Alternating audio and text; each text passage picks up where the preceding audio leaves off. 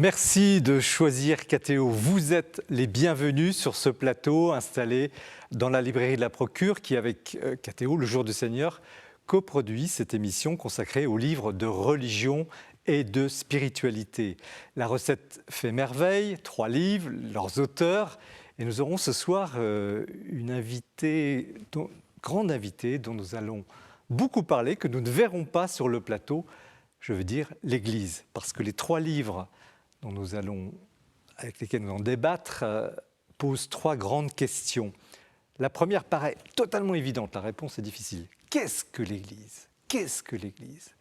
La seconde question interroge la promesse que l'Église fait à ceux qui souffrent, promesse de consolation, de soins, voire de guérison. Le Christ, à travers l'Église, agirait. Mais est-ce que cette promesse est réalisée ?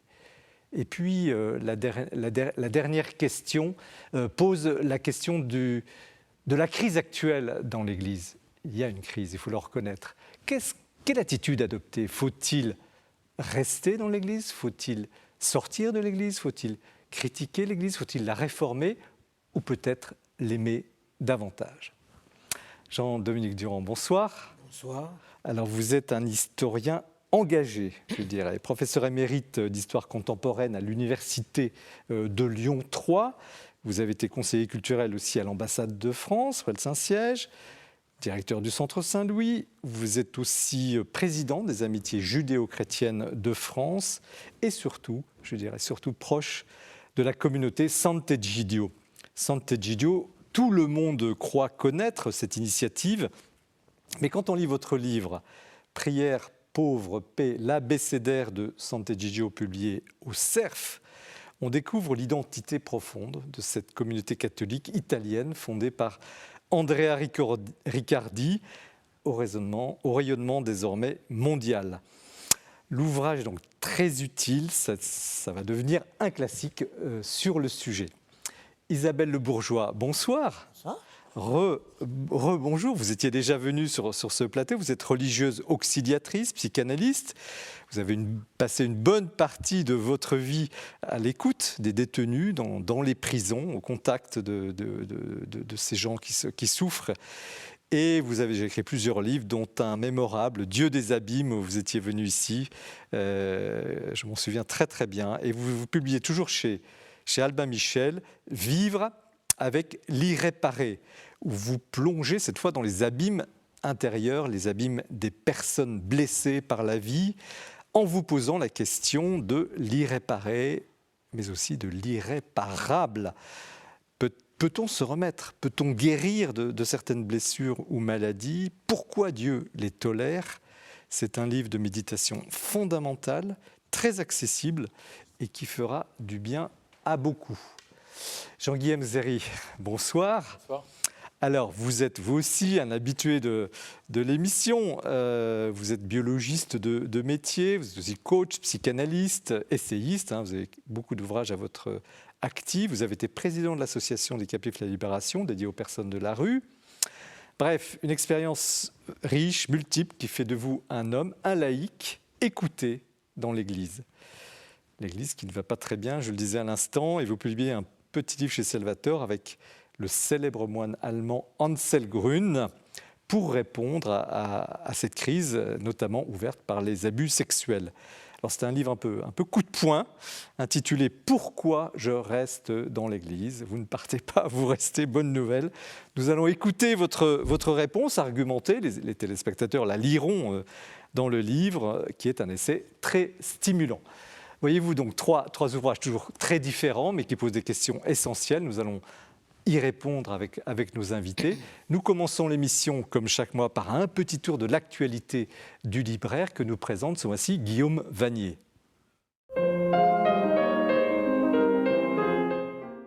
Alors que les fêtes de Pâques approchent, un des derniers livres parus peut nous servir de bon compagnon pour ce temps privilégié. Il s'agit de Lazare par le père Benoît de Sinetti aux éditions du Cerf. Le père Benoît de Sinetti est près du diocèse de Paris, en mission actuellement à Lille, et il fait revivre, il donne vraiment consistance, il donne chair à ce personnage de Lazare qui est un peu dans l'ombre dans les évangiles. Il lui invente, mais avec beaucoup de crédibilité, un itinéraire, des rencontres, jusqu'à en faire un des disciples privilégiés de Jésus, en tout cas le disciple qui est le plus proche pour vivre de la mort et de la résurrection de Jésus. C'est vraiment une excellente lecture pour entrer dans la joie de la résurrection. Deux autres nouveautés nous permettent aussi de contempler la figure de Jésus. C'est d'abord connaître Dieu à travers Jésus, une initiation au christianisme par le père Michel Quesnel chez DDB. Père Michel Quesnel est bibliste, oratorien, et à travers 16 rencontres dans les évangiles de Jésus, Jésus avec Marie-Madeleine, avec la Samaritaine, avec Matthieu le publicain, eh bien, il nous montre comment Jésus nous dévoile un nouveau visage, un visage renouvelé, le vrai visage de Dieu le Père. C'est un excellent livre, très pédagogique, qu'il faut conseiller à tous ceux qui s'interrogent sur la foi chrétienne et n'osent pas lire la Bible ou entrer dans le catéchisme. Autre livre sur Jésus, par le père Michel Fédoux, jésuite, prix Ratzinger de théologie en 2022, Jésus-Christ dans l'histoire humaine et le mystère de Dieu, essai de Christologie, dans la prestigieuse collection Cogitatio Fidei au Cerf. Alors, le père Fédoux est bien connu, il a fait depuis des dizaines d'années des travaux remarquables sur la Christologie des pères de l'Église et une histoire de la Christologie. Et là, il nous propose une synthèse de ses recherches, une synthèse de ses travaux pour répondre à la question « Comment rendre compte de notre foi en Jésus, Jésus vrai Dieu et vrai homme, Jésus unique sauveur du monde, dans notre culture contemporaine pluraliste ?» C'est un livre magistral qui va devenir très vite une référence incontournable. Deux livres d'histoire maintenant.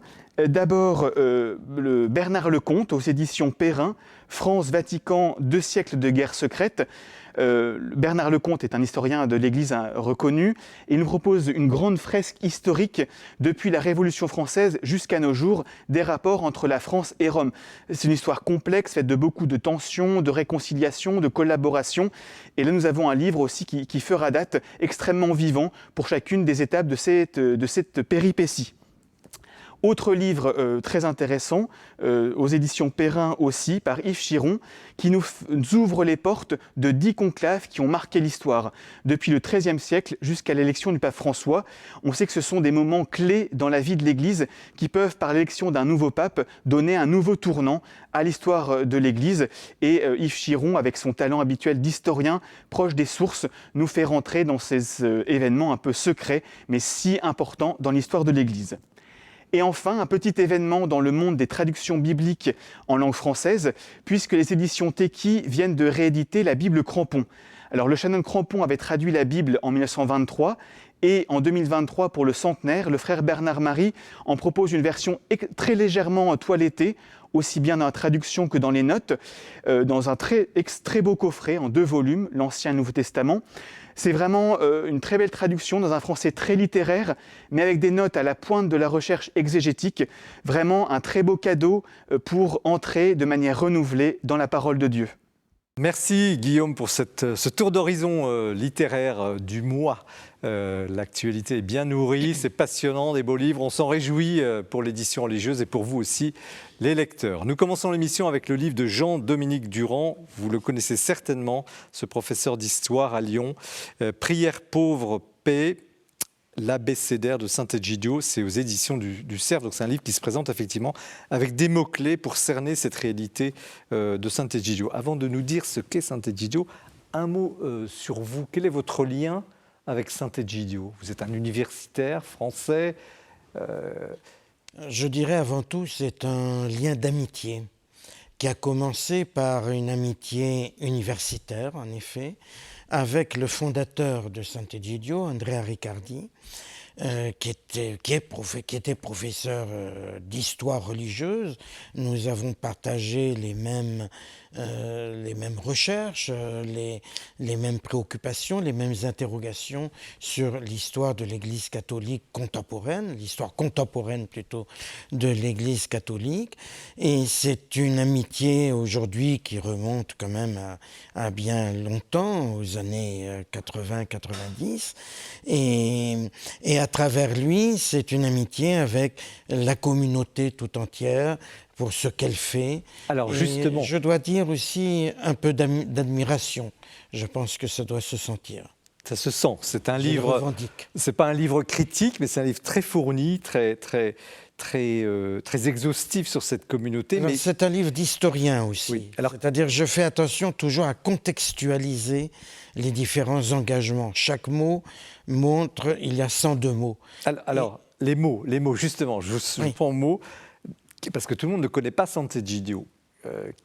Il y a 3 mots qui définissent Sant'Egidio sur le titre, prière, pauvre, paix. Mais si vous aviez, vous, à nous dire en 3 mots ce qu'est Sant'Egidio, qu'est-ce que vous diriez?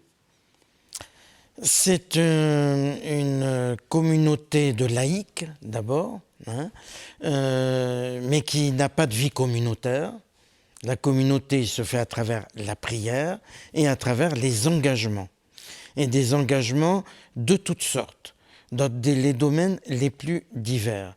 Alors, au départ, c'est l'engagement avec les pauvres de Rome, parce que ça commence tout petitement en 1968 à Rome, pour aller vers de jeunes étudiants qui vont faire auprès des pauvres ce qu'ils savent faire, c'est-à-dire apporter ce qu'on appelle en italien le dopo scuola, c'est-à-dire l'aide scolaire à des enfants marginalisés par la société dans les périphéries romaines. Donc pauvreté. Des enfants pauvres. Voilà. Et ces jeunes gens vont faire, oui, ce qu'ils savent faire, c'est-à-dire des étudiants, donc ils vont faire la correction des devoirs, l'accompagnement de l'école, etc. Voilà. Donc c'est un peu vraiment le point de départ de la communauté. Mais à partir de là, eh bien, petit à petit, par sa concentrique, la communauté s'est développée avec toutes sortes d'engagements. D'abord, c'est engagé sur le plan international avec un développement en dehors de Rome d'abord et puis en dehors de l'Italie.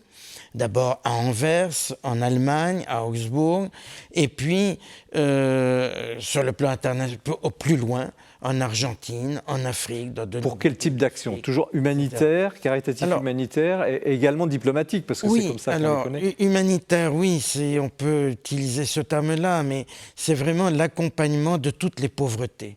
Par exemple, les prisons, je pense que nous parlerons tout à l'heure des prisons. Les prisons en Afrique, c'est quelque chose d'épouvantable. Ouais. La lutte contre la peine de mort, mais aussi la lutte contre les maladies infectieuses.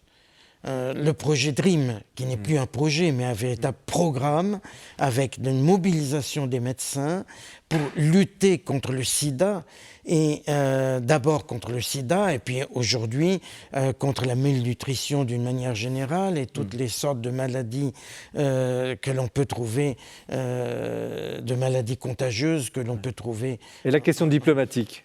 Alors, il y a aussi donc la question diplomatique. C'est sans doute ce qui intéresse le plus les médias. Oui. Parce que il y a eu cette affaire du Mozambique où la communauté s'est intéressée au Mozambique d'abord pour des raisons de solidarité humanitaire, comme vous disiez tout à l'heure, apporter de l'aide à des populations souffrant de guerre civile, d'une guerre civile interminable. Et puis, petit à petit, la connaissance des belligérants, les relations de confiance établies avec les différents belligérants qui ont permis le règlement de la paix, un retour à la paix qui est toujours valable aujourd'hui. Ouais. Donc faiseurs de paix, vous êtes des faiseurs de paix. Faiseurs de paix. Mais avec, notons toujours, le point de vue italien. Je crois qu'il faut bien souligner que c'est l'origine romaine. Et dans le cas du Mozambique, c'est très frappant. C'est-à-dire que l'action de la communauté a été soutenue à la fois par le Vatican, par le gouvernement italien, c'est-à-dire à ce moment-là par la démocratie chrétienne, et par le Parti communiste italien. Puisque le pouvoir était exercé au Mozambique par des communistes. Et donc c'est tout cet ensemble, cette capacité, je crois que vous me demandiez une définition, il y a aussi cette capacité à unir. Par par la fraternité, par un sens. Unir par la fraternité, par la confiance que l'on fait à l'autre et à faire travailler ensemble des personnalités. Est-ce qu'il y a une méthode, Sant'Egidio, pour établir la paix, pour sortir des conflits? Alors oui, il y a une méthode en tout cas pour essayer de restaurer la paix. Bon, pour la négociation. Ça serait quoi le secret de Sant'Egidio? Le secret de Sant'Egidio, je dirais, c'est la patience. C'est la patience et l'amour. D'ailleurs, vous avez un article remarquable sur la patience. C'est la patience et l'amour. C'est la reconnaissance de l'altérité, y compris lorsque l'altérité est très violente, lorsque l'autre que l'on a en face de soi est un tueur, par exemple. Ça se trouve dans les guerres civiles, souvent épouvantable. Bon. Mais donc il y a là un savoir, un savoir-faire et qui est fondé véritablement sur l'Évangile. C'est-à-dire, encore une fois, particulièrement sur les béatitudes, bien entendu, et sur le bon samaritain, la parabole du bon samaritain. Et puis une prière active. Il faut soigner le blessé, il faut le soigner, mais il faut l'accompagner aussi. Et soigner le peuple mozambicain, mais on l'a accompagné aussi. Combien êtes-vous dans le monde? Combien êtes-vous la communauté? Excusez-moi, je voudrais terminer ma phrase. Pour faire d'anciens guerrilleros des hommes politiques qui s'habituent à la démocratie et au débat. Un petit mot sur le nombre, parce que donnez-nous une idée de l'ampleur de cette communauté. Alors, elle est présente dans 70 pays à travers le monde et il doit y avoir à peu près 80 000 personnes qui travaillent plus ou moins avec la communauté. Quand vous dites faire du guerrilleros, finalement un homme politique, c'est une belle formule, où est la frontière entre le spirituel et le politique? Parce qu'à Sant'Egidio, vous êtes à l'aise avec le monde politique. Vous êtes à l'aise avec les politiques en place, à l'aise avec les diplomates, et puis vous êtes aussi des gens de prière. Comment s'articule?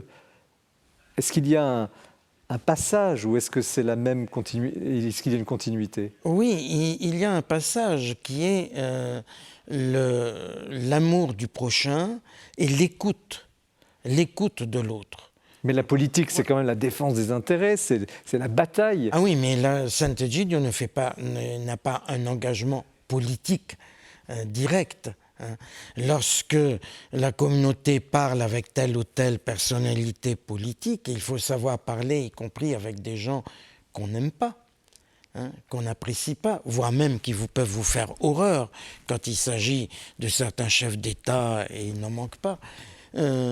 Il faut savoir parler avec ces personnes et accepter les gens tels qu'ils sont.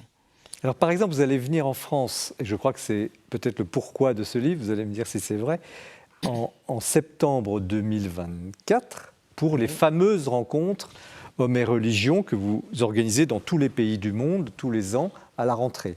Oui, tout à fait, depuis 1987. Voilà. Alors vous allez arriver dans cette terre ultra laïque qu'est la France, on en parlera peut-être tout à l'heure à travers les autres livres.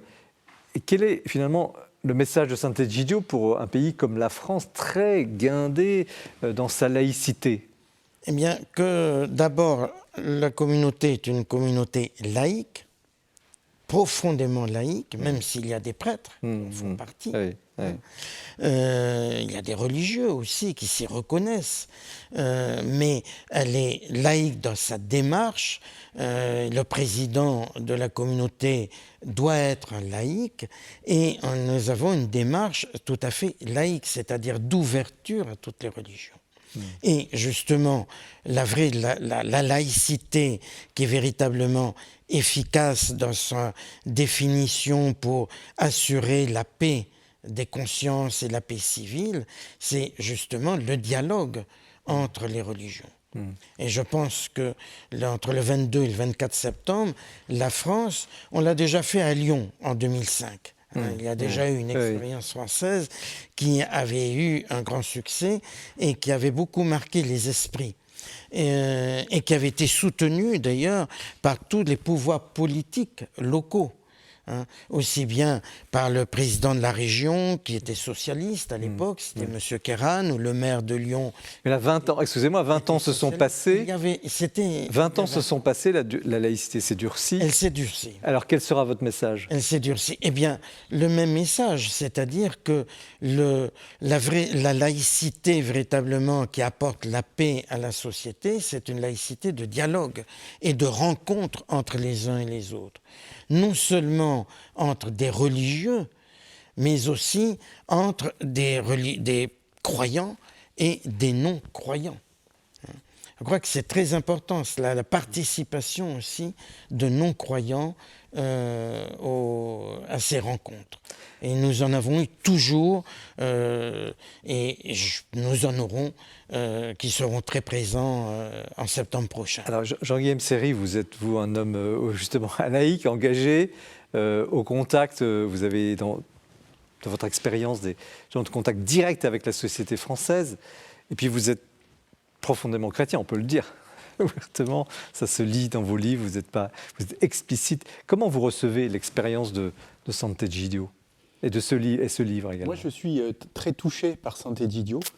En fait, j'ai fait connaissance de Sant'Egidio quand j'étais membre de Haut Captifs à la Libération, qui est une association du diocèse de Paris, qui rencontre et accompagne des personnes de la rue, des SDF, des migrants, des enfants des rues, des personnes prostituées. On a eu l'occasion d'avoir de très nombreux points de contact et de partenariat avec Sant'Egidio. Et donc je connais, j'allais dire, l'intérieur de Sant'Egidio, au moins Paris. Je connais un petit peu Rome, Sant'Egidio Rome, et en lisant votre livre, je me suis aperçu qu'en fait, je ne connaissais presque rien de Sant'Egidio. Voilà, donc ça m'a beaucoup intéressé à cet égard. Moi, ce qui me touche beaucoup dans le charisme de Sant'Egidio, en tout cas ce que j'en saisis, c'est cet équilibre extrêmement fécond entre les dimensions de prière et d'action. Dont l'Église, on parle beaucoup, Marie, etc. On fait toujours des caisses, mais là, je trouve que là, il y a vraiment quelque chose qui est très équilibré, très incarné, en fait, entre, justement, l'action et la prière. C'est la première chose. Et la deuxième chose qui m'a toujours beaucoup touché chez Sant'Egidio, c'est, et vous rappeliez, ça démarrait avec des étudiants, en fait, c'est que finalement, c'est le désir qui prime, c'est le désir de servir qui prime. On ne demande pas des formations incroyables, en fait, c'est vraiment le désir de vivre quelque chose de la proximité. Isabelle Le Bourgeois, comme religieuse, mais aussi comme psychanalyste, comme écoutante, comment vous recevez ce livre et cette magnifique initiative quand même? Ah, tout à fait. J'avoue que c'est un peu une découverte. Je reconnais mon ignorance. Vous aussi, on est trois, rassurez-vous. Ah, ben voilà. Bon, ouais. On vous connaissait sans vous connaître. Voilà. Et je dois dire que ce qui m'a beaucoup touché, d'abord, c'est la manière dont vous l'avez écrit. Parce que je sens qu'il y a quelque chose de profondément... Quand je dis honnête, c'est un mot qui est beau pour moi. Vraiment, ça se déploie dans un vocabulaire d'abord assez accessible. Et puis, il y a le souci de l'histoire. Il y a le souci de la précision. Et ça, moi, ça me touche. Et j'ai entendu à travers ça, puis ce que vient de dire Jean-Guilhem là-dessus, c'est qu'il y a quelque chose de, d'une âme particulière, penchée vraiment avec passion sur la pauvreté, la misère du monde, la souffrance des autres. Moi, en tant que psychanalyste, ça peut pas faire autre chose que me toucher. Je dirais, ce regard d'amour, ce désir d'aller vers l'autre. Alors, bon, il y a beaucoup d'initiatives. J'ai un peu lu quand même ce que vous avez écrit. Bon, alors c'est une foison. Hein. Ça fourmille. Voilà, je n'ai pas tout retenu. Ouais. Hein, mais j'entends quelque chose d'une véritable... ça continue l'esprit du démarrage, quoi. Ces étudiants qui auraient pu faire autre chose au moment de 68, vraiment, bon, et qui ont pris un chemin très précis de se pencher sur la souffrance humaine, d'être avec elle, et du coup, quelque chose continue à travers ça. J'ai senti ça très fort, ça m'a beaucoup, beaucoup touché. Alors, on aurait de quoi alimenté un large débat sur l'actualité géopolitique, notamment le conflit en Ukraine, le conflit en Terre Sainte. Ma question ne va pas porter sur ces conflits, mais sur le chrétien face à ces conflits. Au fond, et je pose la question à tous les trois, un chrétien, qu'est-ce qu'il est dans ce genre de situation? Est-ce qu'il est un médiateur qui va essayer de faire que chacun, les uns et les autres ennemis, arrive à se parler, un médiateur, ou carrément un pacificateur, quelqu'un qui va plus loin et qui essaie de pacifier le cœur? Ou bien un homme de prière aussi. Alors? Parce que je crois beaucoup à la force de la prière. Je crois à cette façon qu'on a. Enfin, moi, je suis très, j'allais dire, attaché à la communion des saints. Bon, j'en parle dans mon livre. Il y a quelque chose là qui est tellement mystérieux, mais qui nous unit les uns aux autres de façon extrêmement forte et qui nous relie non seulement à l'horizontale les uns aux autres, mais qui du coup nous relie aussi verticalement. Jean-Guillaume, c'est vrai. Je ne sais pas s'il y a une réponse univoque. J'aime bien quand vous dites médiateur, peut-être, pacificateur, peut-être, homme de prière, toujours, je dirais comme vous. Il me semble que ça dépend peut-être des situations, mais peut-être aussi de la place qu'on occupe dans le conflit en question. Et peut-être que la force de l'Église, pour le coup, puisque vous posiez cette question en ouverture de cette rencontre, peut-être que la force et la puissance de l'Église, c'est finalement de réunir des gens qui ne sont pas forcément à la même place, c'est-à-dire qui ne sont de fait pas à la même place, physiquement, enfin, géographiquement, etc. Et que c'est peut-être là la puissance de l'Église, c'est que peut-être certains sont peut-être plus médiateurs, d'autres pacificateurs, d'autres tous priants, peut-être aussi combattants. Voilà, très clairement, enfin en tout cas possiblement, résistant, résistant. Enfin, je ne sais pas, mais toujours, me semble-t-il, oui, la prière, et j'ajouterais un désir de communion. C'est-à-dire de ne pas sombrer, de ne pas rajouter du mal au mal, c'est-à-dire, en tout cas, même s'il y a résistance ou combat, ne pas être dans la vengeance, ne pas être dans se laisser entraîner, j'allais dire intérieurement, spirituellement, par la vengeance et par le mal. Peut-être résister ou combattre pour limiter la puissance du mal. Ouais. Jean-Dominique Durand, est-ce que le chrétien finalement modère son ambition devant la dramaticité du conflit ou des oppositions, ou est-ce qu'il a toujours l'espoir d'aller jusqu'à la paix et la réconciliation? Ah oui, il faut toujours garder l'espoir, je dirais l'espérance, cette petite espérance dont Charles Péguy a parlé d'une manière magnifique. Et puis, je crois surtout garder les contacts avec tout le monde, ne rejeter personne, ne pas avoir, même si, je le disais tout à l'heure, les comportements peuvent être très violents, très durs, insupportables, etc., garder le contact, hein, parce qu'à un moment donné, il faudra bien trouver une solution, à un moment donné. Là, par exemple, dans le cas de l'Ukraine, la communauté de Sant'Egidio a un rôle très important. C'est qu'elle a des groupes en Ukraine qui sont composés d'orthodoxes, de gréco-catholiques et de catholiques. Et le conflit actuel n'a pas fait sauter la communauté. Donc ça, c'est très important. La communauté a résisté aux tensions. Donc là, le rôle de la communauté en Ukraine est très important de ce point de vue-là, d'un point de vue humanitaire.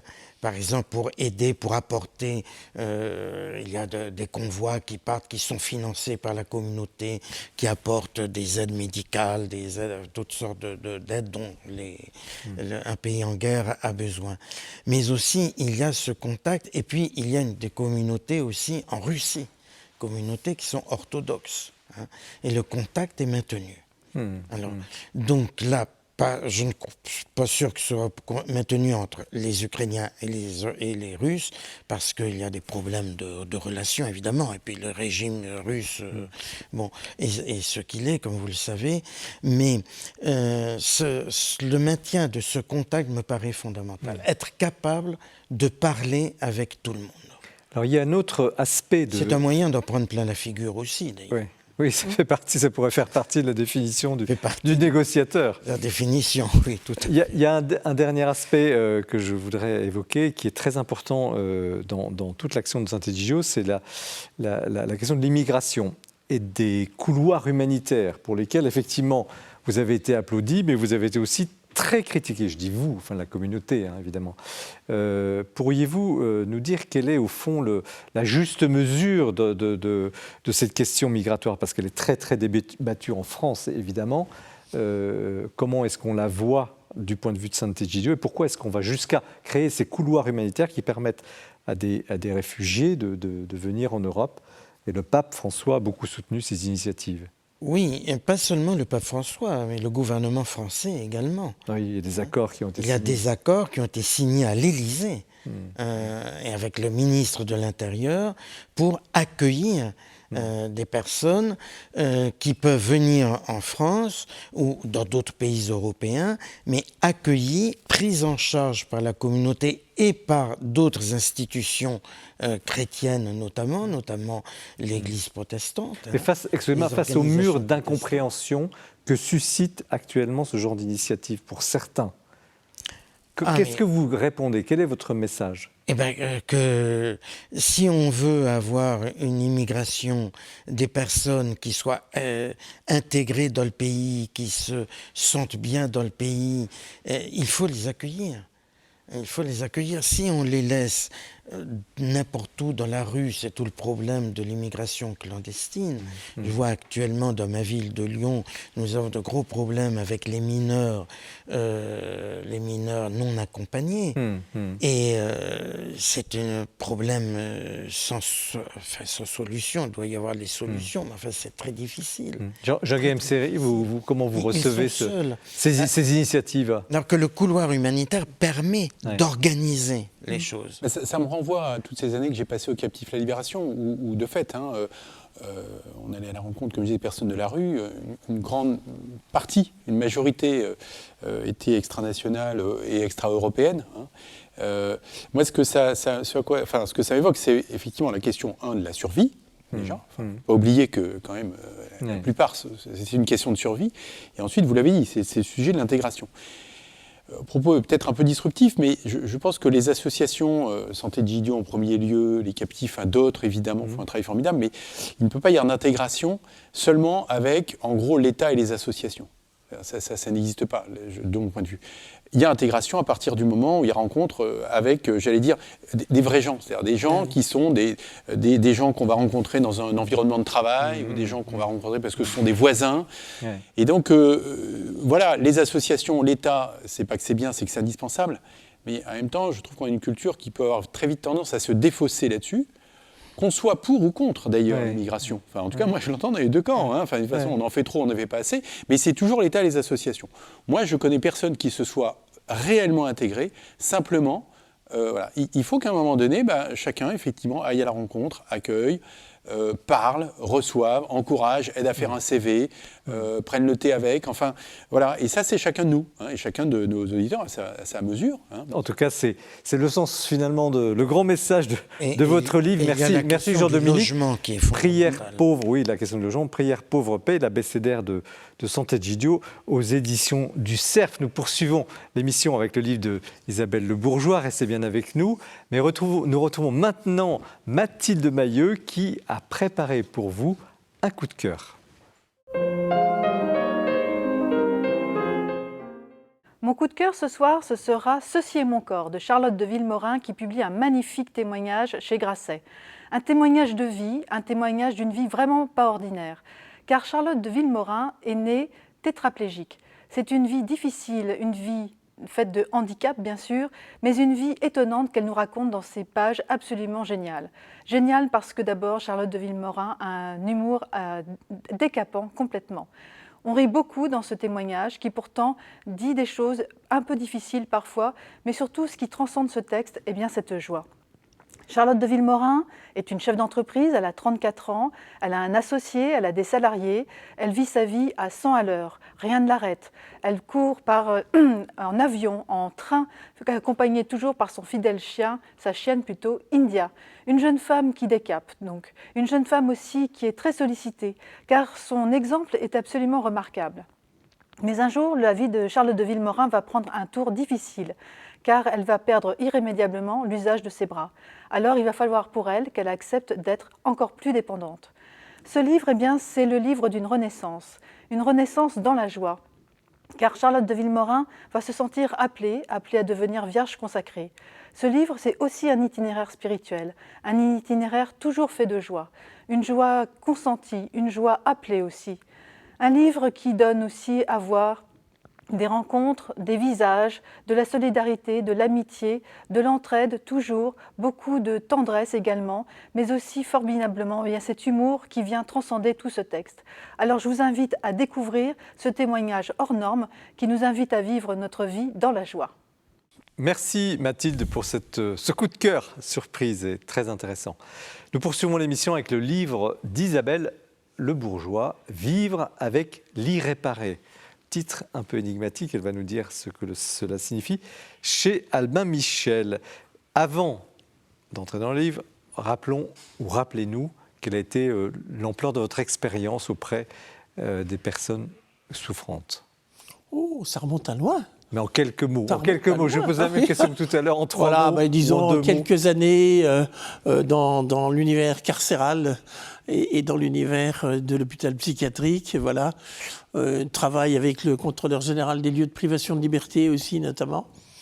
Bon, donc pas mal de côtoiements avec des personnes qu'on ne rencontre pas comme ça tout de suite dans la rue. Hein. Ouais. Bon, ça, c'est absolument passionnant. Et puis 20 et quelques années d'écoute psychanalytique. Donc forcément, ça forge quelque chose, disons, d'un goût pour l'autre. Alors, d'où vient ce livre? On devine, mais il vient de loin, ce livre. C'est pas un truc que vous avez comme ça écrit, vous l'avez écrit peut-être en 6 mois, mais on sent que c'est une vie qui est derrière, d'écoute. Oui. C'est une vie d'écoute. C'est l'intérêt que j'ai pour l'autre, profondément, et de me dire finalement, qu'est-ce que l'autre vient me dire quand il me rencontre, ou qu'il cherche à me rencontrer? Eh bien, d'abord, il commence par me parler de catastrophes de sa vie, d'irréparables, de quelque chose sur lequel on ne va pas pouvoir revenir, quelque chose qui a eu lieu, qui a créé un trauma, qui a créé une véritable blessure, une césure, enlever le goût de vivre, etc. Voilà. Et alors je me suis dit, c'est quoi ce qui reste après cet irréparable? C'est quoi ce qui empêche de vivre après la catastrophe? Et je l'ai appelé l'irréparé. Et j'aime ce terme d'irréparé parce que ça ouvre. Si c'est irréparé, alors peut-être ça peut encore être réparé. Donc quelque chose de l'ordre de l'espérance s'ouvre dans mon cabinet à l'écoute de l'irréparable. Parce que j'ai ça dans la... Pourtant, il y a quand même l'irréparable quand on vous lit. Bien sûr. Il y a parfois, vous êtes vous-même, femme pleine d'énergie et d'espérance, dépitée, découragée devant la situation. Et là, vous prononcez l'irréparable. Absolument. Mais l'irréparable, c'est absolument indispensable de le nommer. Quelqu'un a été violé. Quelqu'un a subi une infamie. C'est de l'irréparable. Il faut que ça soit nommé. Pour que, de cela, on puisse dégager qu'est-ce qu'il y a comme traces. Comment je vais les nommer? Comment je vais apprendre à les regarder? Et ça, c'est ce que j'appelle l'irréparé. La trace de l'irréparable. Oh. Mais cet irréparé-là, il est plein d'espérance parce que, oui, on va pouvoir apprendre à vivre avec l'irréparable derrière. On ne va rien pouvoir refaire de cet irréparable, mais l'irréparé, là, on va pouvoir travailler avec. Alors, quelles seraient... Vous n'aimez pas les recettes toutes faites, loin de vous, ce genre de choses. Il n'y en a pas. Mais quelles seraient, pour ceux qui nous regardent, j'irais les leçons ou peut-être des conseils, justement pour des personnes qui traversent ces situations-là, par rapport à elles-mêmes, par rapport à d'autres qu'ils connaissent, par rapport à Dieu, parce qu'il y a aussi des sacrées tensions et règlements de compte dans le livre, c'est très, très riche justement avec Dieu qui semble sourd aux appels du souffrant. Quelles seraient vos leçons de vie? Moi, la première leçon que je tire de tout ça, c'est oser écouter l'autre jusqu'au bout. Vous savez que ce n'est pas évident de laisser une vie se dire profondément et que l'autre se sente suffisamment en confiance pour la déposer dans les mains de quelqu'un d'autre. Alors là me vient un autre mot, la confiance. Et la non-trahison de cette confiance. Alors en fait, c'est la grande difficulté de l'humain, c'est que bien souvent, eh bien, on va manipuler la parole de l'autre, hein, on va s'en servir, on va l'utiliser, je dirais, de manière à prendre peut-être un tout petit peu d'emprise sur l'autre. Voilà. Et justement, à vouloir lui donner des conseils. Moi, à ta place, je ferais ça. Ou si j'étais vous, j'irais par là. Comment écouter gratuitement, laisser l'autre arriver là où il peut arriver? C'est pas si simple. Hein. Et du coup, être le plus que l'on peut dans une confiance réelle. Je dis bien le plus que l'on peut. Mais est-ce que l'on peut, votre livre en témoigne, mais il y a aussi des situations où ça ne bouge pas, où c'est irréparable. Est-ce que l'on peut espérer se libérer d'un problème, d'une situation, d'un viol? Vous commencez le livre d'ailleurs est construit comme ça, vous avez un récit d'une expérience, puis après vous méditez, vous réfléchissez à ce qui s'est passé. Est-ce qu'on peut, c'est un peu la question que je posais au début de l'émission, est-ce que la promesse de soins, de consolation dans l'Église, mais à travers le Christ, est possible? Ou est-ce qu'au fond on court toujours après? Alors écoutez, si c'était pas possible, je me lève et je m'en vais. Bon, maintenant restez avec bon, nous. Parce que, ou bien j'aurais pas écrit ce livre, Oui. ou bien ça ferait pas tant d'années que j'écouterais. Oui. Toutes ces misères, j'allais dire. Et moi-même, je fais partie de la misère humaine. Hein. Bon, moi aussi, il a fallu que je passe d'abord par des années d'analyse avant de devenir celle qui essaye d'écouter, j'allais dire, la souffrance de l'autre. Bien sûr que j'ai de l'espérance, bien sûr qu'on peut s'aider mutuellement à avancer autre part que dans l'irréparable, dans la grande souffrance et dans la possibilité, j'allais dire, de se dégager de la glu dans laquelle ça nous prend, ça nous garde. Voilà. Alors la promesse de l'Évangile, elle est gigantesque. La promesse de Dieu, la promesse du salut, c'est énorme. On s'inscrit là-dedans. Moi, je m'inscris là-dedans comme croyante. Mais je m'inscris avec un Dieu que j'ai appelé dans mon livre précédent le Dieu des abîmes, c'est-à-dire ce Dieu qui vient nous chercher au creux même de là où ça souffre le plus, au creux même de toutes nos... j'allais dire, de toutes nos sordidités, de tous les lieux dans lesquels on ne veut pas aller. Ça, c'est le samedi saint. C'est la descente aux enfers. Et cette remontée de toute notre humanité souffrante, abîmée, dans la main du Christ, qui ressuscite avec nous comme ça, vous savez, moi, je vais vous dire, ce Dieu-là, je suis content d'y croire. Mais vous l'avez expérimenté avec Bien des sûr. gens. Bien sûr, je l'expérimente tout le temps, c'est pour ça que j'en parle. Alors, C'est pas un Dieu théorique dont je parle, c'est le Dieu que j'ai expérimenté, qui m'habite et avec lequel je vis et avec lequel j'écoute ceux qui viennent me voir. Ils savent bien que je suis religieuse, hein. C'est un secret pour personne, il suffit de taper mon nom, voilà. Donc, mais à partir du moment où je suis habité de cette conviction-là et que je les écoute avec cette conviction-là, pour moi, il y a une autre dimension, je dirais, à l'écoute psychanalytique. Bon, elle est en retrait, mais elle est là quand même. Alors, il y a une nouveauté, si je puis dire, par rapport au précédent livre, mais vous l'aviez déjà évoqué, et qui est magnifique quand vous décrivez la résurrection, c'est vous qui allez le dire, vous dites, au fond, le corps ressuscité du Christ, il a toujours les traces. Et ça, c'est quelque chose qui parcourt ce livre-là, Oui. et qui donne vraiment à réfléchir sur, et à méditer sur, finalement, ce qu'est une guérison, la guérison. Alors, je vous laisse la parole, parce que c'est vous qui avez écrit. C'est ce que j'appelle le Jésus irréparé.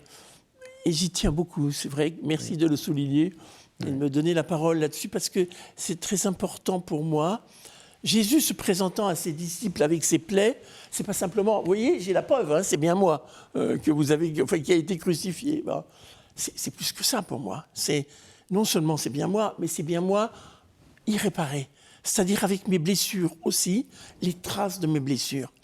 Et je veux dire, ce Jésus irréparé-là, il dit, cette humanité dans laquelle nous sommes, cette irréparation, si j'ose dire, c'est un mot absolument épouvantable, mais enfin, j'en trouve pas d'autre là tout de suite. Bon, voilà. Mais ils se contentent pas de ça. il ressuscite avec ça. Donc, on va à la vie éternelle avec ça. Donc, c'est une excellente nouvelle. Ça veut dire que de toute façon, je veux dire, il ne s'agit pas d'une guérison miracle, vous voyez. Jésus arrive, clac, on impose les mains, et puis il n'y a plus rien. Même dans les cas de guérison, la trace est là. Mais alors, la trace, on peut toujours penser que cette trace, elle va alourdir et que finalement, on ne sort pas de la guérison, mais ce n'est pas ce que vous dites. Non. Parce qu'en fait, comment dire, la blessure, c'est notre humanité, c'est la marque de fabrique, j'allais dire, de notre humanité profonde. On ne peut pas être autrement. Et il y a un art japonais, le kintsugi, dont je parle là, voilà, qui, lui, dans un objet brisé, recompose cet objet avec des fils d'or. Il redonne à l'objet, non pas son apparence d'avant, parce qu'il ne s'agit pas de redonner de l'apparence à avant, mais de souligner les blessures, de les magnifier, de leur donner, j'allais dire, un statut. C'est de l'or, hein, c'est magnifique. Le travail du kintsugi, c'est absolument magnifique. Bon. Eh bien, je pense que s'il y a quelque chose comme ça, dans le travail que Dieu fait avec nous, je ne t'enlève pas toutes tes blessures, je ne t'enlève pas l'irréparable, l'irréparé. Non, tu es quelqu'un de blessé. Tu es quelqu'un sur le corps duquel et dans l'âme duquel il y a la trace de ces blessures. Mais c'est pas une mauvaise nouvelle. La mauvaise nouvelle serait que ça reste comme ça et que tout le monde s'en fiche et que ça t'emmène à la mort. Mais ça, non seulement ça va, comment je dirais, on va arriver à apprendre à vivre avec ça, C'est ça. à alléger la vie avec ça. Voilà. Et moi, en général, bon, c'est un peu ce qu'on vise quand même quand on fait un travail analytique, bon, c'est que les gens aillent un peu mieux quand même. Bon. Et en général, c'est un peu le cas quand même, et tant mieux. Bon. Mais avec la promesse, j'allais dire, de salut, il y a, j'insiste aussi là-dessus, il y a le déjà là de ce salut, dans la possibilité déjà de respirer plus amplement, plus librement dans sa vie, de se sentir capable de revivre, de vivre vraiment, malgré toutes les blessures. Et puis, il y a le reste, le pas encore, dont j'ignore tout, mais qui est la source de mon espérance. Et je pars avec tout ça, toute mon humanité, dans ce pas encore. Voilà. Alors, il y a un petit clin d'œil à la fin du livre, et je vous pose cette question avant de donner la parole à nos invités. Ce n'est pas incongru, il y a deux recettes de cuisine. Absolument. Alors, racontez-nous pourquoi vous terminez un livre d'une telle profondeur par ces deux recettes de cuisine. Alors, pour deux raisons. La première, c'est qu'on me demande, et à travers le livre, j'en parle, on me demande souvent, est-ce que vous avez des recettes? Est-ce que vous pouvez me donner des conseils? Bon, c'est un petit pied, pas de côté, hein, voilà. J'en ai des recettes, si vous voulez, mais c'est autre chose. Et en fait, je les amène quand même d'abord à travers mon personnage, qui est Malo, qui a quand même subi... c'est un peu terrible, hein, il a été violé son enfance par un prêtre, etc. Bon, voilà, un homme de confiance. Bon. Et puis, il fait tout un processus de guérison, il devient un cuisinier assez épatant, et il va avoir une fonction festin de Babette un peu, voilà. Il va partager son art, sa manière d'être, tu vois. Il va faire communier les gens, il va faire lien. Il va faire fraternité, voilà. Bon, et bon, je fais ça très court, hein, mais le dernier chapitre est là-dessus. Et du coup, les recettes de cuisine, c'est comme un espèce de clin d'œil. Mettons-nous à table autour de belles et bonnes choses et refaisons du lien entre nous. Nous avons besoin les uns des autres. Alors, nous sommes autour d'une table ronde, faisons du lien. Je ne peux pas m'empêcher par poser la première question, la première réaction à Jean-Guillaume Seyrig, qui est aussi un écoutant, psychanalyste. Donc, vous êtes peut-être redoutablement critique sur ce livre ou peut-être pas. Non, en fait, je me sentis très rejoint. D'abord, dans ce livre, j'ai retrouvé l'épaisseur et la densité humaine qu'on retrouve, que je retrouve en tout cas dans tous les livres d'Isabelle, voilà, sur cette profondeur, cette épaisseur humaine liée à votre expérience, évidemment. Après, moi, ce que je viens d'entendre, évidemment, résonne pleinement avec la façon dont je pratique aussi, voilà, la psychothérapie, la psychanalyse. J'ai particulièrement été touché, en fait c'est la première fois que je l'entends, quand vous parliez du samedi saint, Dans le sens où moi, je définis la posture de l'analyste, en tout cas que je suis, dans le Samedi Saint. Et en fait, c'est la première fois que je l'entends en dehors de ma propre réflexion et inspiration. Que, du coup, je permets de dire, nous sommes, de mon point de vue, des praticiens du Samedi Saint. C'est-à-dire, on est vraiment en plein, j'allais dire, dans le noir, dans l'obscurité. Voilà. Et en même temps, il faut tenir bon. Il faut tenir bon. Et il faut tenir bon pour qu'il puisse y avoir pour moi, un inattendu. Je suis toujours stupéfait de ne pas savoir à l'avance ce qui va se passer, en profondeur, justement. Et c'est cet inattendu qui signe que, justement, il y a quelque chose qui s'est transformé. Et une ressource toujours dans la personne qui est... Une ressource qui est inconsciente, on peut le dire à un niveau psychologique, mais j'allais dire à un niveau plus spirituel, que je dirais une ressource mystérieuse, au sens de ce qui reste de l'ordre du mystère, au sens quelque chose qui nous échappe. Quelque chose qui est de l'ordre de la complexité.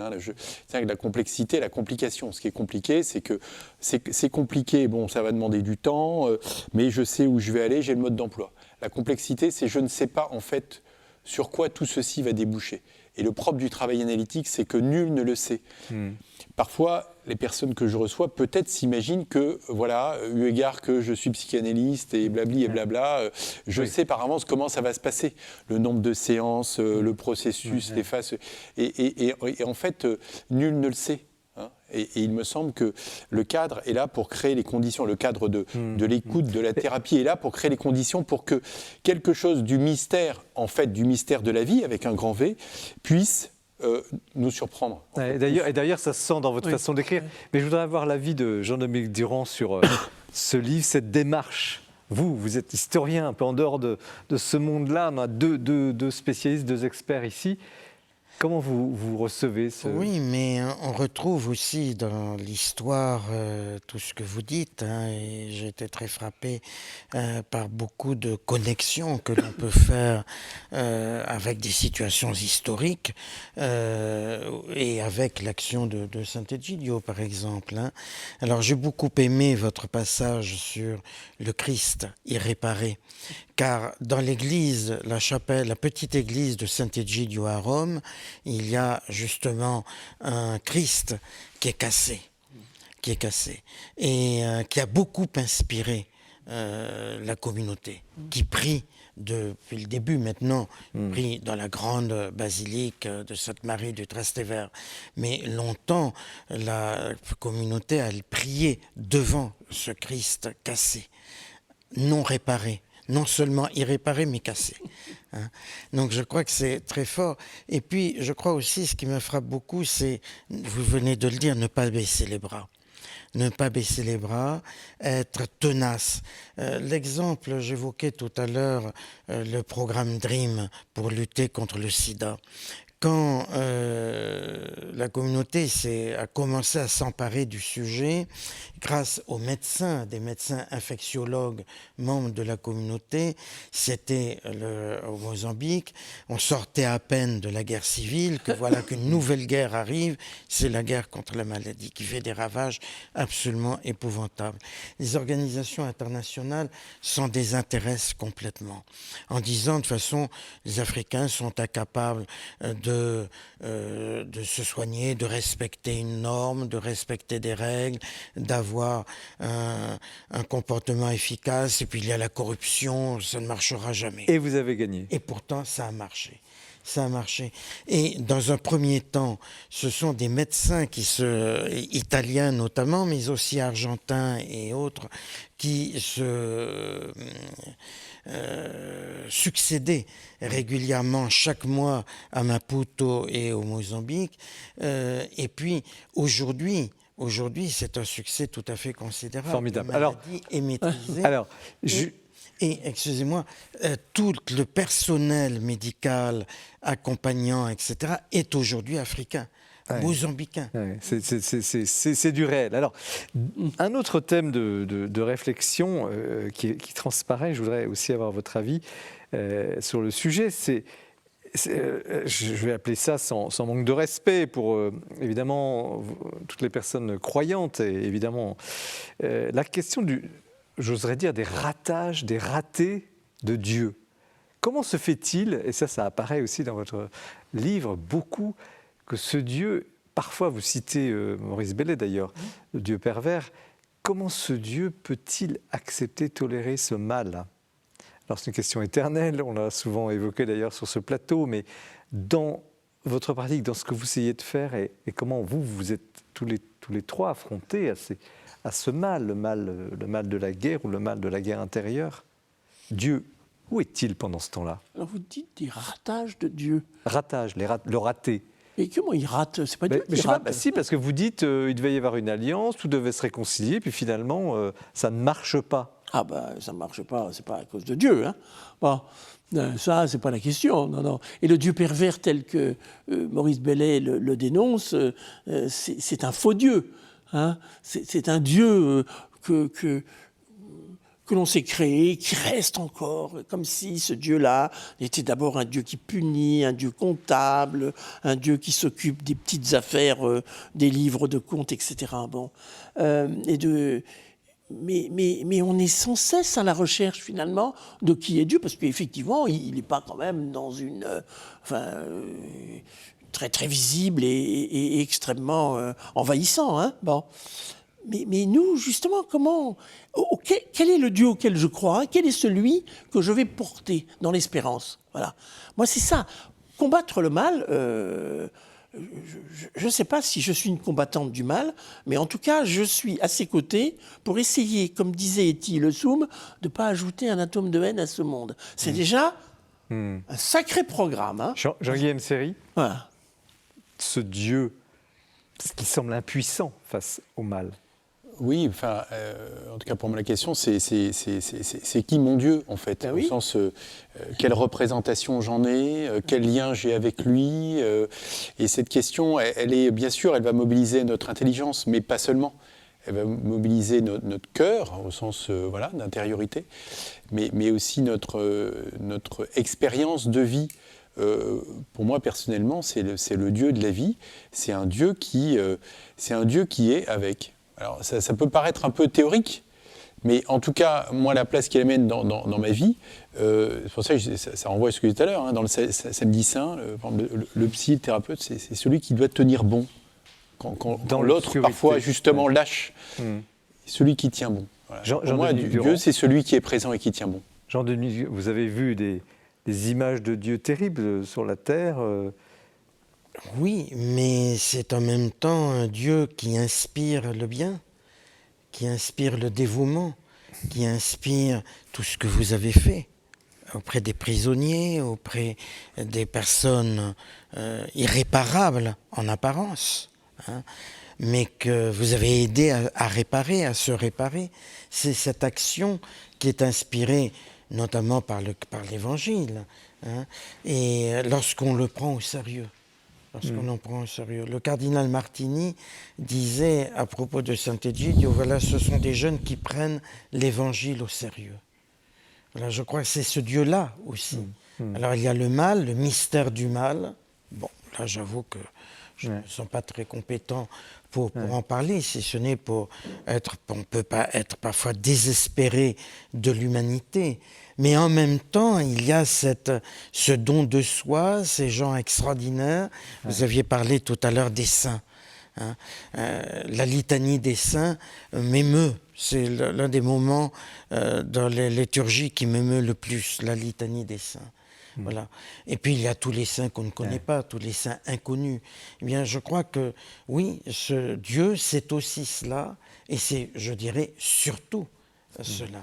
Alors dernière question, Isabelle Le Bourgeois, jusqu'à pardonner l'impardonnable. Vous avez plusieurs passages très troublants sur le sujet, où voire parfois vous êtes face à un bourreau, pourrait-on dire, voire un assassin, et vous dites finalement il y a une humanité en lui.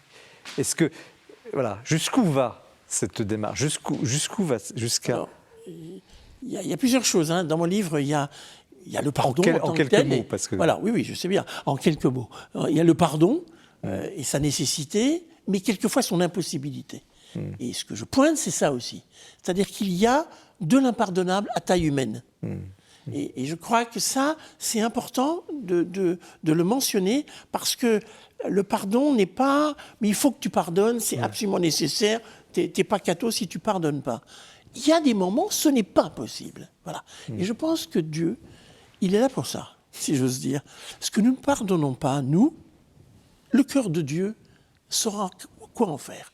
Et je tiens beaucoup à cette limite que l'on peut se mettre, parce qu'il y a une pression très importante du catho spécialement sur il faut que tu pardonnes. Mais je ne peux pas pardonner forcément. Voilà. Et l'accepter. Et ce n'est pas pour autant qu'on ne va pas être en paix. Et ce n'est pas pour autant qu'on ne va pas pouvoir continuer d'avancer. Mais l'impardonnable fait partie, je pense, pour moi, j'allais dire, de cette limite humaine dans laquelle nous sommes. Mais du coup, c'est le job de Dieu. Merci Isabelle Bourgeois. Vos propos sont aussi limpides que ceux du livre « Vivre avec l'irréparé » chez Albin Michel.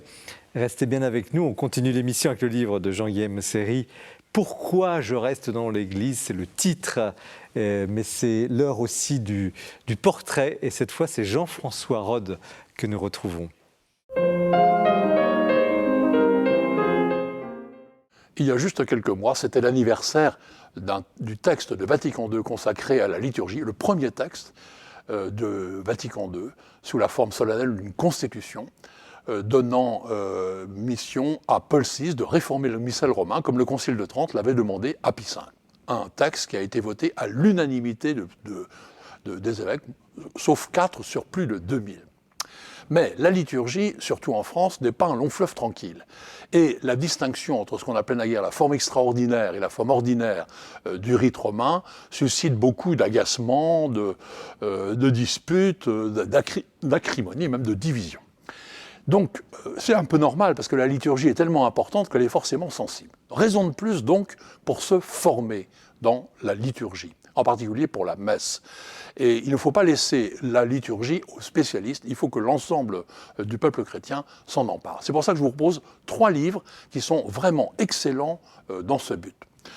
Je vous parle d'abord d'une brève histoire de la messe dans le rite romain du père Lang. Père Lang est un oratorien allemand qui vit à Londres. Il est un savant, il a fait une thèse, mais il a décidé aussi de s'appuyer sur sa thèse pour faire un livre grand public qui suit donc l'évolution de la messe depuis la dernière scène, les premières prières eucharistiques, la réforme grégorienne, le Concile de Trente, le Concile Vatican II. C'est un livre rigoureux qui montre à l'évidence que la messe n'a jamais été un tout figé, mais qu'elle a toujours beaucoup évolué au cours du temps dans un développement organique. Ensuite, l'esprit de la messe de Paul VI, Jean-Baptiste Nadler. Le père Nadler a été moine à Solesmes, il est maintenant curé dans le diocèse de Vannes, et il fait donc une explication détaillée du nouveau missel dans l'esprit du Concile et de Paul VI. C'est extraordinairement pédagogique, surtout qu'il nous facilite la tâche, si je puis dire, en citant tous les grands textes normatifs du Concile, mais aussi évidemment de Jean-Paul II, de Benoît XVI et du pape François, montrant l'unité dans ce désir de réforme. Et il fait une ouverture vers la forme extraordinaire, en particulier dans l'orientation du célébrant et dans l'utilisation de la musique. Et le troisième texte que je voudrais vous recommander, c'est peut-être celui que je recommanderais encore le plus, c'est celui de Louis-Marie Chauvet, La messe autrement dit, parce que le père Chauvet est à la fois un grand spécialiste, il a enseigné la liturgie à la Catho de Paris pendant des années, mais il a toujours été aussi en paroisse, donc l'assemblée dominicale n'est pas quelque chose d'abstrait pour lui. Et le grand mérite de ce livre, en plus de sa science, je puis dire, c'est qu'il est vraiment d'abord un retour, comme son sous-titre l'a dit, un retour aux fondamentaux, et dans un esprit extrêmement posé, clair, équilibré, sans polémique. Je pense que c'est un outil de formation exceptionnel. Voilà. La lecture des bons livres ne suffit pas sans doute à résoudre les problèmes, mais ça peut y contribuer. Merci Jean-François Rode pour ce portrait et cette question difficile, évidemment, sensible de l'Église, de la messe, de la liturgie, évidemment. Nous poursuivons l'émission avec le livre de Jean-Guilhem Xéry, co-signé avec Ansel Groom. En fait, il y a 2 textes dans ce livre, mais le titre, c'est « Pourquoi je reste dans l'Église ». Alors, un tout petit mot sur vous, une petite question rituelle pour commencer. Je vais citer toutes vos expériences. Comment, finalement, vous pourriez vous définir, vous, aujourd'hui ?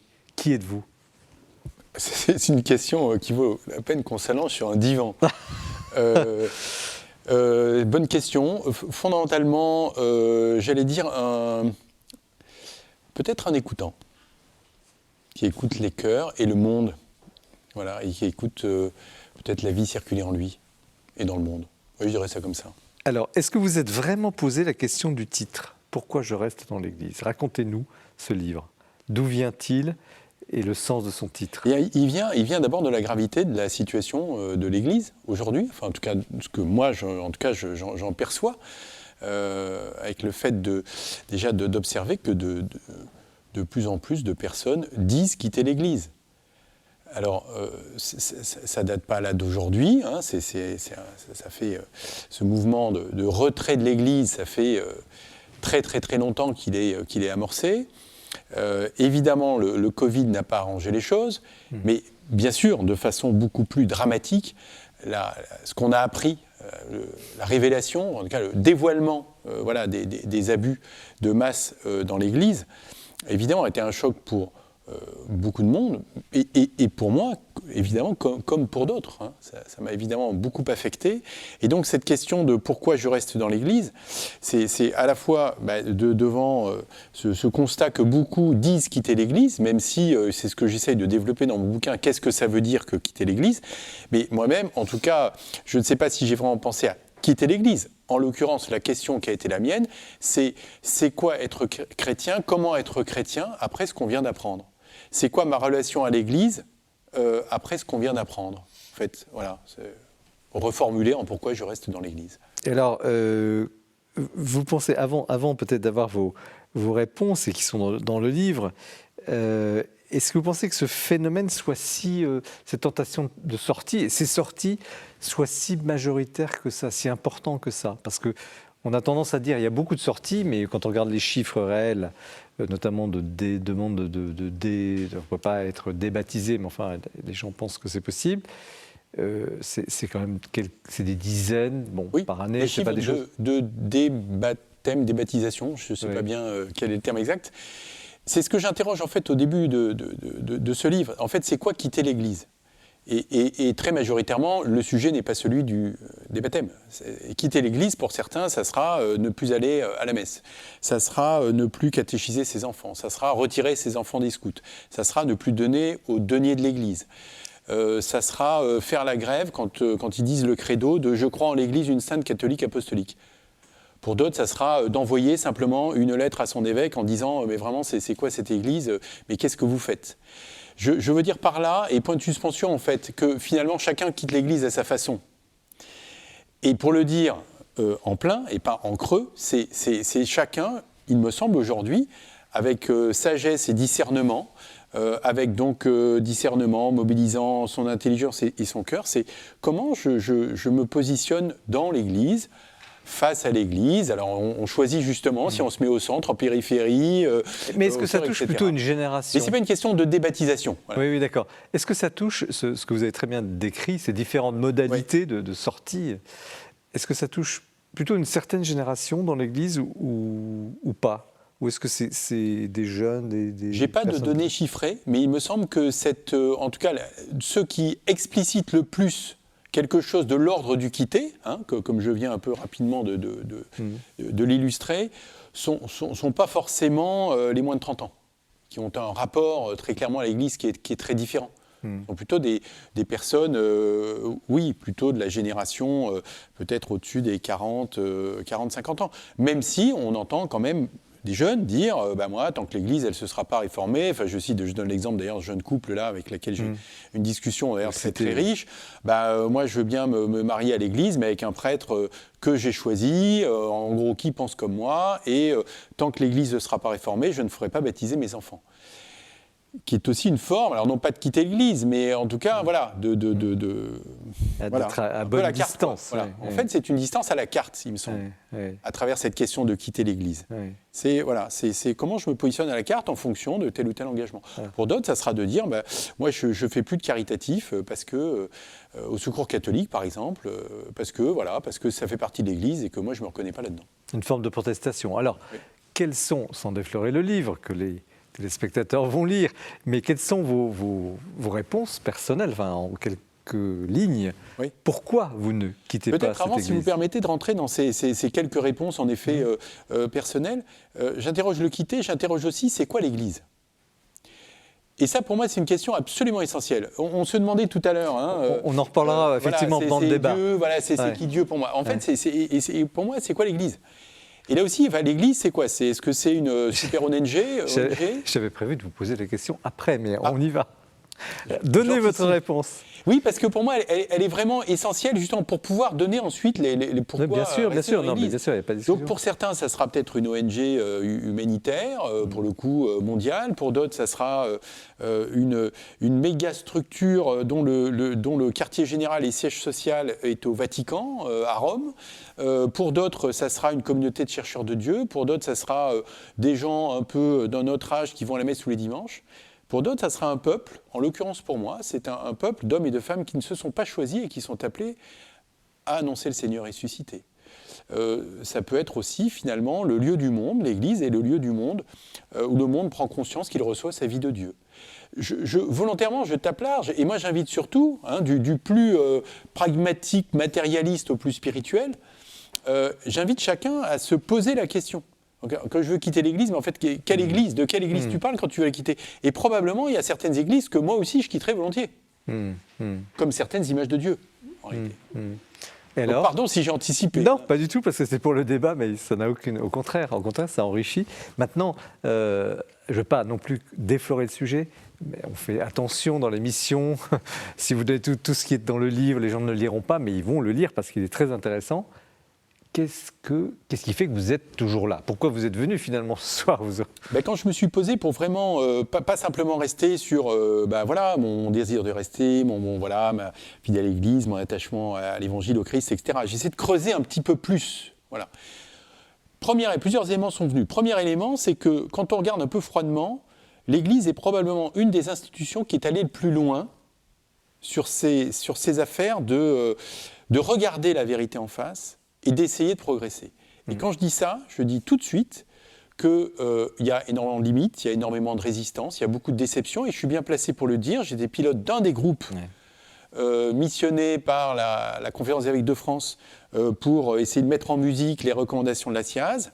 Et ça a été beaucoup de travail avec beaucoup de personnes. On a eu totale autonomie, liberté pour proposer des choses. Je l'ai dit, j'ai été très déçu ensuite de la mise en œuvre, du suivi, etc. Déçu parce que ça ne va pas assez vite, ça ne va pas assez loin, ça ne va pas assez fort, il n'y a pas assez de détermination, de mon point de vue. Je l'ai dit, je l'ai écrit, je l'ai dit notamment à des évêques, donc en même temps je suis assez à l'aise pour dire que malgré ces limites et ces résistances, il n'en demeure pas moins qu'il n'y a pas beaucoup d'institutions humaines qui sont allées aussi loin. Et personnellement, je trouve un peu dommage de quitter l'Église, en tout cas moi personnellement, au moment où justement cette institution prend vraiment la mesure finalement de ce qui l'a habité, de ce qu'il habite encore pour une certaine part, et qu'elle essaye d'avancer trop lentement, pas assez vite, tout ça, mais en tout cas, le coup est parti, et je crois qu'il y a quand même un processus de fond qui avancera, la vitesse à laquelle il avancera, mais sur lequel, de mon point de vue, un retour en arrière est impossible. J'invite juste chacun à se dire où on en était il y a 10 ans, où on en est aujourd'hui. Ouais. Au niveau de l'Église universelle, de l'Église de France, des paroisses, des mouvements, des associations, la prise de conscience a totalement... Entre il y a moins 10 ans et aujourd'hui, voilà, on ne peut pas dire que ça n'avance pas. Même si, je suis le premier à le dire, ça n'avance pas assez vite, pas assez loin, pas assez fort. Bon, première... Deuxième chose, c'est que, comme laïc, vous le disiez effectivement en introduction, je suis laïc. Voilà. Je ne connais pas de moment dans l'histoire de l'Église où les laïcs ont eu autant, j'allais dire, la main. Autant de possibilités de prendre des responsabilités. Et quand je parle de prendre des responsabilités, je ne parle pas forcément des responsabilités extraordinaires. Je parle juste de s'engager, à parler, à agir, à prendre des initiatives. Sant'Egidio en est un très bon exemple. Et il y a une foultitude d'exemples où aujourd'hui on voit bien que ce sont les laïcs qui sont à l'initiative, au premier mouvement. Et donc, voilà, Jean-Paul II a dit le 3e millénaire sera le millénaire des laïcs. Benoît XVI a dit appeler les laïcs à la co-construction de l'Église avec les clercs, les religieux, les religieuses. Et le pape François, avec son humour que l'on sait, disait voilà, l'heure des laïcs a sonné, parfois j'ai l'impression que l'horloge s'est arrêtée. Eh bien, c'est aux laïcs de faire redémarrer l'horloge. Et jamais dans l'histoire de l'Église, à ma connaissance, les laïcs n'ont eu autant d'opportunités, d'autonomie, pour effectivement prendre des responsabilités s'ils veulent les prendre. Donc, moi, personnellement, je trouve ça dommage.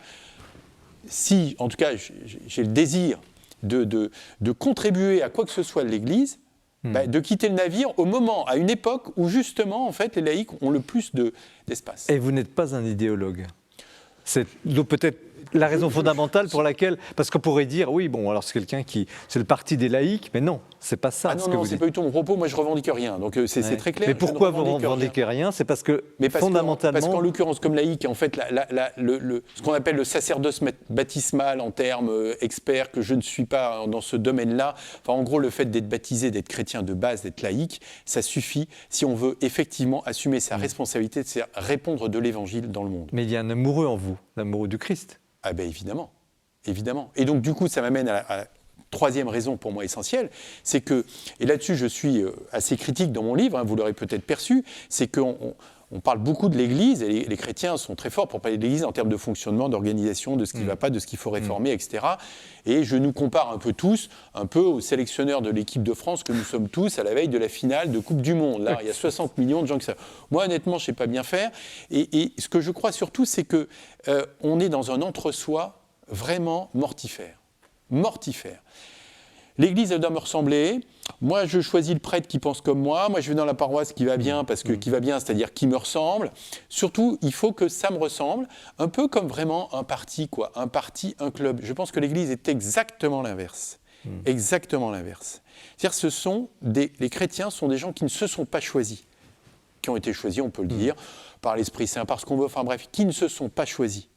Plus un chrétien, en fait, se choisissent entre eux, de mon point de vue, je sais pas, moi je le sens pas bien. Je pense que nous sommes un peuple qui ne nous sommes pas choisis, non pas pour se retrouver bien entre nous, mais pour aller annoncer l'Évangile. Isabelle Le Bourgeois, la religieuse là, j'interroge la religieuse. Comment vous recevez, alors c'est plus le livre de votre confrère, c'est le livre d'un laïc qui est engagé, fort. Oui, on pourrait dire confrère, en tout cas un frère, ça sûrement. Voilà. Je me retrouve complètement dans ce que dit mon frère. Il y a quelque chose quand même d'assez fondamental dans toute cette affaire-là et que je sens que vous soulignez bien en sous-main. C'est quand même... L'Église est dépositaire de l'Évangile. Oui. Et ça, dépositaire de l'Évangile, c'est pas rien. C'est la seule qui soit...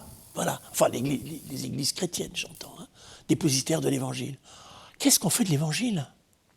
Moi, j'aime bien cette notion, on ne s'est pas choisi, on ne se choisit pas. Dans la vie religieuse, non plus, on ne se choisit pas. Jean-Dominique Durand, comment vous recevez l'expérience de Jean-Guilhem Xéry et son appel? Parce qu'en fait, ce livre est une sorte de pamphlet, un appel, un réveil, vous. Oui, je ne dirais pas que c'est un pamphlet, moi. Ce n'est pas... C'est Quand même, un appel. il va fort quand on... Non, c'est un appel à réfléchir, à se remettre en question. Mais l'Église, c'est toujours... Alors moi, je réagis à un historien. Et avec la profondeur de l'histoire, l'Église a toujours traversé des crises terribles.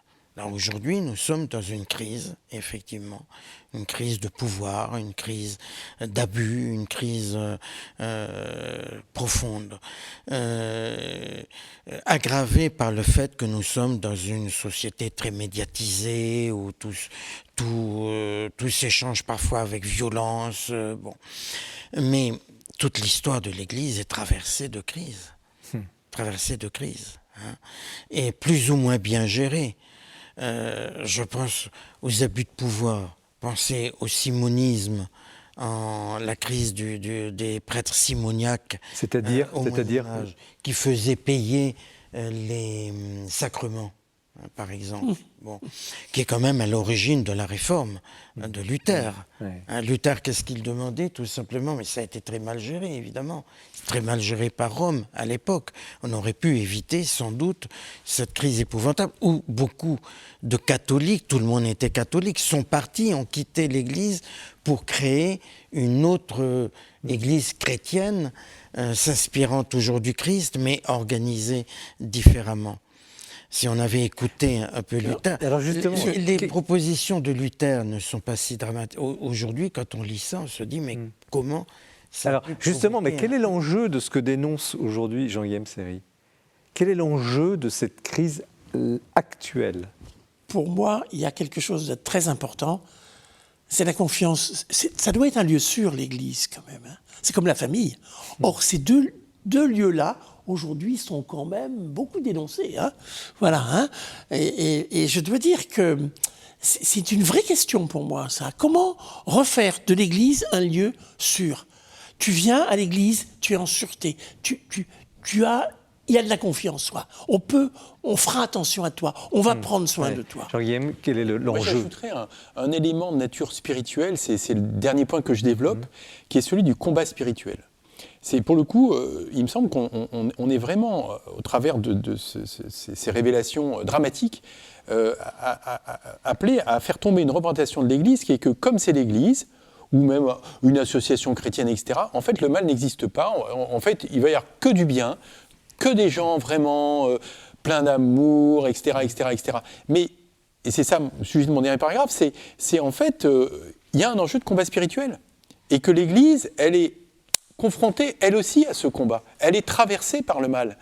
Alors, il y a toutes les analyses, et elles sont de plus en plus, j'allais dire, documentées, étayées, sociologiques, psychologiques, enfin, etc., pour essayer de comprendre ce qui s'est passé à l'Arche, Saint-Jean, enfin, etc. Bon, voilà, très bien. Mais en fait, tout ça, de mon point de vue, est indispensable. Mais en même temps, ça n'épuise pas la question qui est fondamentalement, qui est le combat la présence du mal, y compris au cœur même de l'Église. Et ça, c'est quelque chose qui doit nous bousculer au plus profond. Et comme je dis, la dernière raison, la plus profonde pour laquelle je reste dans l'Église, c'est que mon propre combat spirituel, finalement, n'est pas étranger au combat spirituel de l'Église. Je ne peux pas me laver les mains en disant que finalement, le mal qu'il y a dans le monde, non, ça, c'est pas moi. Le mal qu'il y a dans l'Église, non, c'est pas moi. Jean-Dominique Durand, vous êtes d'accord? L'enjeu de cette nouvelle crise, ça serait ça? Il y a la question du mal dans l'Église, mais qui a toujours été présente. Alors, qu'est-ce qui caractérise cette crise actuelle? Alors, pourquoi Et l'enjeu le mal est-il présent? Bon, je ne suis pas théologien, et on retrouve la discussion de tout à l'heure d'ailleurs. Hein. Mais vous avez parfaitement raison, il y a un combat spirituel. Alors pourquoi actuellement ça a pris cette forme-là? C'est là que votre question. Eh bien, je crois que nous sommes peut-être aussi dans une société très érotisée, et l'Église est dans le monde, elle est incarnée, elle est dans le monde, elle est confrontée aux problèmes de ce monde. Il n'y a pas que les questions des abus sexuels qui sont très graves, mais il y a aussi la question de l'argent, des détournements d'argent. Qui existe. Vous avez été à Rome, vous savez bien que ce n'est pas toujours très clair. C'est pas le jeu. Isabelle Le Bourgeois. Je crois que, parce que je vois bien la question. Il y a beaucoup de choses. Isabelle Le Bourgeois. Je crois bien que ce que vient de dire Jean-Guilhem me paraît très important. Et je crois que là, ce qui est nouveau, c'est qu'on le nomme à ce point. Oui. C'est qu'on ose dire. Et je pense que ça, c'est une des grandes forces, et je vous rejoins, c'est une des grandes forces aujourd'hui de l'Église, c'est d'être capable de faire face au mal qu'elle provoque et qui la traverse. Et de le nommer, ce mal. Alors maintenant, qu'est-ce qu'on en fait? Voilà. Qu'est-ce qu'on en fait et comment est-ce qu'ensemble on s'en empare? Quand je parle d'irréparable ou d'irréparé, c'est la même chose. C'est-à-dire qu'on ne peut pas penser PANSER et penser PENSER, quoi que ce soit de la blessure, si on n'a pas nommé d'abord l'irréparable, c'est-à-dire le mal. Oui, mais cela ne suffit pas, ce que disait Non, tout à l'heure bien sûr, Jean-Guillaume. Bien sûr, mais je veux dire, il faut d'abord commencer par là. Or, je pense que la nouveauté, c'est que l'Église, justement, le nomme. Alors, faut-il maintenant... Tout a été dit, vous venez de l'évoquer. Les analyses ont été faites, d'autres scandales sortiront, il ne faut pas se faire d'illusions. Mais faut-il ou comment tourner la page sans oublier le passé? Comment avancer? C'est une question que je pense beaucoup parmi vous qui nous écoutez, nous regardez, se posent. Les gens, aujourd'hui, depuis 3-4 ans, sont saturés de ce genre d'informations. On le sent d'ailleurs comme professionnel.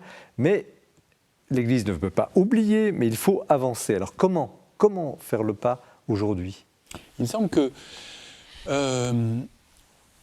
déjà être clair, et là vraiment j'appelle chacun un discernement personnel, mais comme celui auquel moi je me suis prêté dans ce livre, hein, il n'y a rien d'extraordinaire, mais de se dire, de se redire, c'est quoi pour moi l'Église?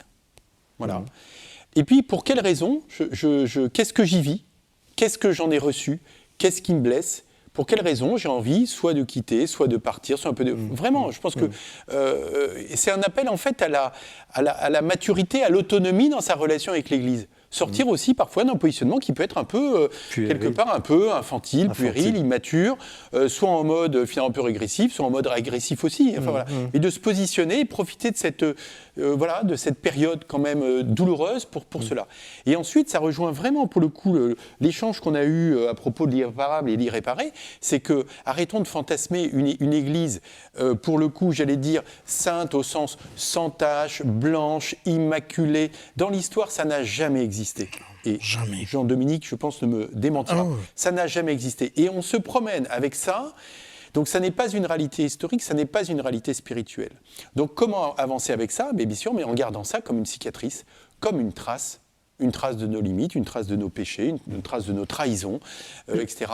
Et en même temps, c'est comme ça que l'Église, peut-être, pourra annoncer qui elle doit annoncer, c'est le Christ ressuscité, avec probablement, au point de vue, d'autant plus de force, de légitimité, d'autorité, parce qu'elle aura traversé ça. Jean-Dominique Durand, comment, justement, votre expérience d'historien, comment reconstruire? Est-ce qu'il faut repartir sur un nouveau modèle d'Église? Non, je crois que quelqu'un a évoqué tout à l'heure a utilisé le mot réforme. Mais la question de la réforme est permanente dans l'histoire de l'Église. On est allé toujours de réforme en réforme. Et il faut continuer sur cette voie-là. Il y a des réformes à apporter parce qu'il y a des problèmes que vous identifiez. Et donc, comment les résoudre? Comment avancer? Et la réforme et puis l'action. Je crois beaucoup en l'action. Il faut aller au-devant des problèmes, agir et nommer les problèmes auxquels on peut être confronté et puis agir face à ces problèmes. Isabelle Le Bourgeois, il y a quelque chose. Isabelle Le Bourgeois, vous aurez le mot de la fin sur cette question finalement, qui est peut-être pascale, puisqu'on arrive dans le temps de toute façon de la Semaine Sainte. Comment, au fond, cette Église peut-elle se guérir, se passer justement, se reconstruire, si le mot veut dire quelque chose, mais comment? Je crois qu'un des plus grands pièges serait de croire que, bon, allez, ça y est, on a vu, sujet suivant, voilà. Et on en a assez, il ne faut plus regarder, il ne faut plus savoir, voilà. Ça, c'est un piège, parce que ça continue quand même. Hein. Bon, l'homme reste l'homme, avec un grand H, j'entends, l'humain. Bon, voilà. Ça, c'est un premier piège. Le deuxième serait de croire que, comment dire, elle est devenue tellement impure, cette Église, qu'il ne faut plus la regarder, il faut la quitter. On ne peut pas rester dans un machin comme ça, c'est pas possible. Elle est tellement humaine. Elle est tellement humaine. Voilà. Et peut-être que c'est ça, moi, que j'aime aujourd'hui. Alors je suis un peu, comme Jean-Guilhem aussi, je fais partie des petits groupes de travail après la SIAZ, bon, et je dois dire que je suis déçu que ça n'aille pas plus vite. Hein. Bon. Mais c'est à nous aussi de pousser l'affaire là, bon. Et de croire qu'elle est capable, même avec beaucoup moins de monde, même avec un grand vieillissement, même avec plein de choses comme ça, de continuer à porter l'Évangile vivant. Voilà. Parce que le Christ irréparé, il est avec nous, mais il est réparé. Merci Isabelle Le Bourgeois, vous avez le mot de la fin de cette magnifique émission. Merci à Jean-Guilhem Seri, donc Pourquoi je reste dans l'Église aux éditions Salvator. Merci à vous Isabelle Le Bourgeois, Vivre avec l'irréparé chez Albin Michel. Et merci à Jean-Dominique Durand, l'abécédaire de Sant'Egidio, Prière, pauvre, paix, aux éditions du Cerf. Nous avons passé une soirée parfois un peu douloureuse, mais qui était nécessaire sur la question de l'Église. Je l'avais annoncé au début de l'émission. J'espère qu'elle vous a nourri. En tout cas, elle est de saison, si je puis dire, puisque nous approchons de Pâques, que je vous souhaite une belle fête de Pâques à vous tous. Merci de votre fidélité à l'Esprit des Lettres. Vous retrouvez l'émission sur les sites de KTO, du Jour du Seigneur, la Procure. Très belle soirée. Au revoir.